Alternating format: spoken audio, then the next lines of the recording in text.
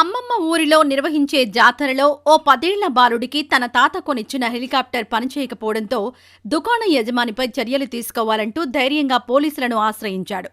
తల్లిదండ్రులతో కలిసి కర్ణాటకలోని బర్మా నాగన్పల్లిలో ఉంటున్న వీరారెడ్డి సిద్ధేశ్వర జాతర ఉత్సవాల కోసం 4 రోజుల క్రితం సంగారెడ్డి జిల్లా కంగ్టీలోని అమ్మమ్మ ఇంటికొచ్చాడు.